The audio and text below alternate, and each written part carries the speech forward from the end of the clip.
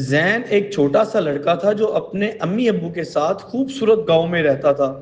وہ بہت ہی ہنس مکھ اور مہربان دل کا بچہ تھا۔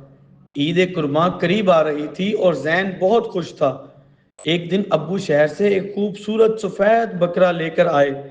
بکرے کے کان لمبے تھے اور اس کے ماتھے پر کالے رنگ کا داغ تھا۔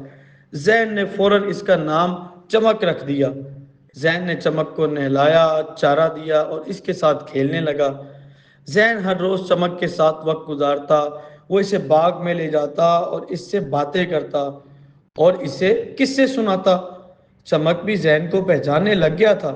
جب زین قریب آتا تو وہ میں کر کے خوشی سے اچھلتا۔ قربانی کا دن آ گیا۔ گاؤں میں ہر طرف خوشی اور چہل پہل تھی۔ زین تھوڑا اداس تھا کیونکہ چمک کو قربان کرنا تھا، مگر اس نے ہمت کی اور دل میں سوچا یہ قربانی اللہ کے لیے ہے اور چمک جنت میں جائے گا۔ زین نے آنکھوں میں آنسو لیے مگر خوش دلی سے چمک کو رخصت کیا۔ اس نے سیکھا کہ قربانی صرف گوشت کاٹنے کا نام نہیں بلکہ دل کی محبت اور اللہ کے حکم پر عمل کرنے کا نام ہے۔ زین کی ماں نے کہا، بیٹا تم نے ایک اچھے دوست کو اللہ کی رضا کے لیے قربان کیا ہے، تمہارا دل بہت بڑا ہے۔ زین نے مسکرا کر آسمان کی طرف دیکھا اور کہا کہ چمک اب جنت میں ہوگا اور خوش بھی ہوگا۔